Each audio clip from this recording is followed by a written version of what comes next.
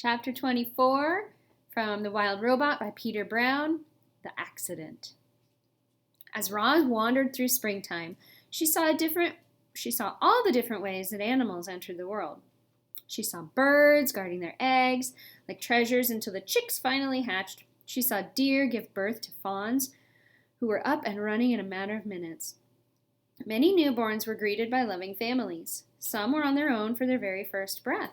And, as you're about to find out, a few poor goslings would never even get a chance to hatch. Roz was climbing down one of the forest cliffs when the accident happened. The wind started blowing out of the north, and suddenly clouds were rushing over the island. With the clouds came a spring shower. A downpour, actually. And there was our robot clamping her hands onto a wet block of stone on the side of the cliff. But the block couldn't handle the extra weight. And as the heavy robot hung there, cracks suddenly shot through the stone and it started breaking apart. Down went the robot, plummeting into the treetops below. She crashed through branch after branch before finally hooking an arm around one. Then she dangled there, gently swinging as rocks roared past her on their way to the forest floor. When the dust settled, Roz shimmied down the tree trunk. The ground was littered with broken rocks and splintered wood and pulverized shrubs. And within all that rubble was a goose nest that had been torn to shreds. 2 dead geese and 4 smashed eggs lay among the carnage. The robot stared at them with her softly glowing eyes, and something clicked deep inside her computer brain. Roz realized she had caused the deaths of an entire family of geese. Chapter 25, The Egg. As Roz stood in the rain, staring down at those poor, lifeless geese, her sensitive ears detected a faint peeping sound coming from somewhere nearby. She followed the peeps over to a clump of wet leaves on the ground. And when she peeled back the leaves, she discovered a single perfect goose egg sunk in the mud. "Mama, Mama!" peeped a tiny muffled voice from within the egg.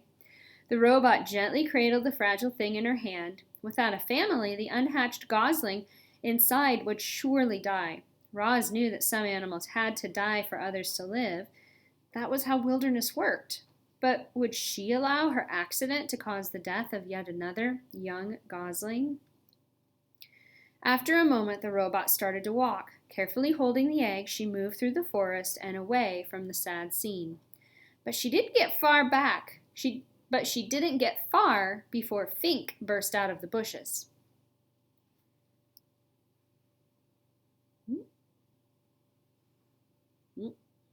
So sunny outside today.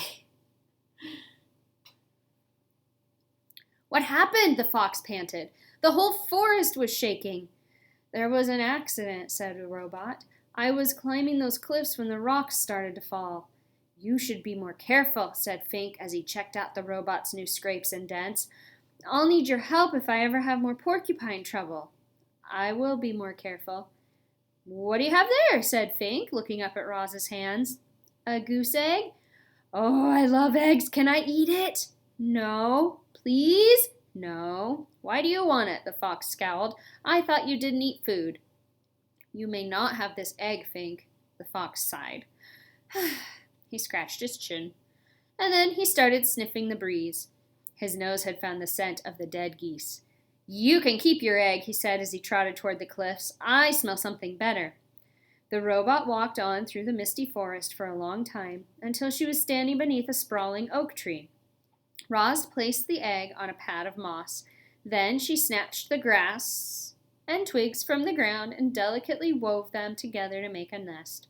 She placed the egg inside the nest, placed the nest on her flat shoulder, and climbed up into the branches. Chapter 26, The Performer.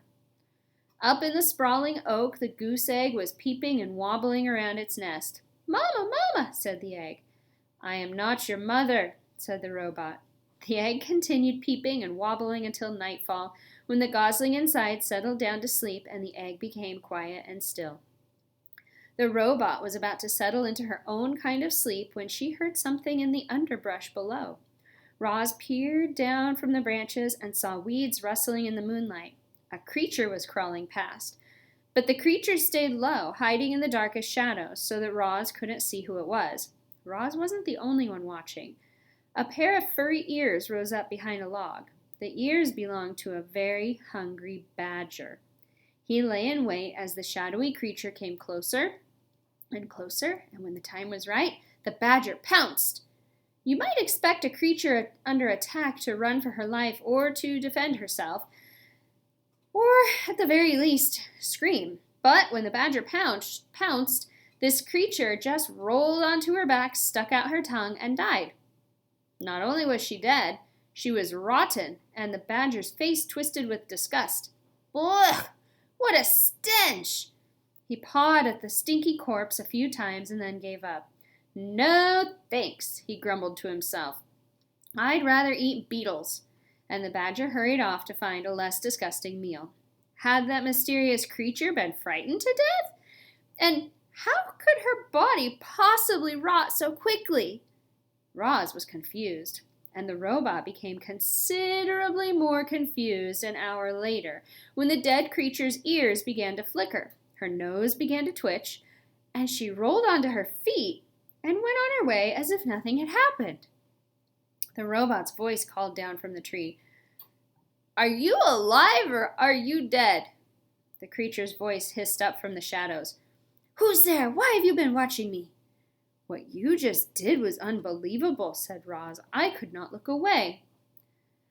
Unbelievable, really?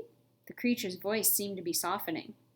I thought perhaps I overdid it when I stuck out my tongue. I was certain you were dead. Oh, what a lovely thing to say. Were you dead? Well, of course not. Nobody can actually come back from the dead. It was just an act. I do not understand.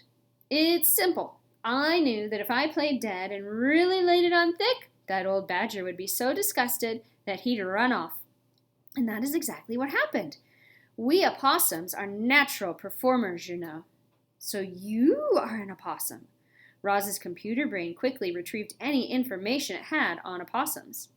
You are a marsupial and are nocturnal and are known for mimicking the appearance and smell of dead animals when threatened. It's true. Death scenes are my specialty, said the opossum. But I have a wide dramatic range, believe me. There's a picture of the opossum.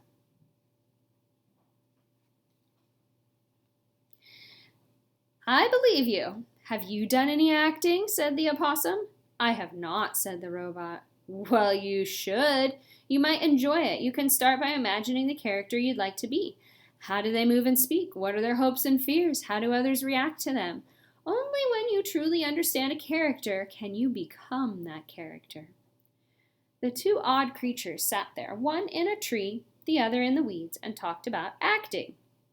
The opossum went on and on about her various acting methods and her triumphant performances, and our robot absorbed every word.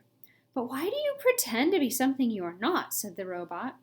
Because it's fun, said the opossum, and because it helps me survive, as you just saw. You never know, it might help you survive too. Soon the robot's computer brain was humming with activity. Performing could be a survival strategy. If the opossum could pretend to be dead, the robot could pretend to be alive. She could act less robotic and more natural. And if she could pretend to be friendly, she might make some friends. And they might help her live longer and better. Yes, this was an excellent plan. Roz wasted no time and spoke her next words in the friendliest voice she could muster. Madam Marsupial, it would be a great honor and absolute privilege if you would kindly inform me of your name.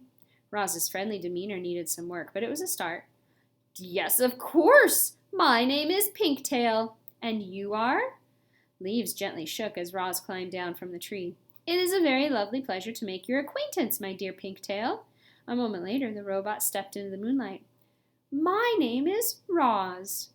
Oh, my! You're the monster! I am not a monster. I am a robot, and I'm harmless. Harmless, really? Well, you do seem rather gentle. And I heard someone say that you don't eat food at all, which makes no sense, but hopefully it means you won't eat me. I will not eat you, said the robot. I'm so glad to hear that, said the opossum. And a moment later, she too stepped into the moonlight. It's nice to meet you, Roz. A weak smile appeared on Pinktail's pointy face. Roz thought things were going really well, but she didn't know what to say next. Neither did Pinktail. So the two friendly creatures just stood there together and listened to the crickets for a while. Well, I should be on my way, said Pinktail at last. Have a nice evening, Roz. Have the nicest evening, Pinktail. I shall look forward to the pleasure of encountering you again in the future. Soon, I hope. Farewell. With that awkward goodbye, Pinktail slipped back into the weeds and Roz climbed back into the tree. Chapter 27 will be next time, The Gosling.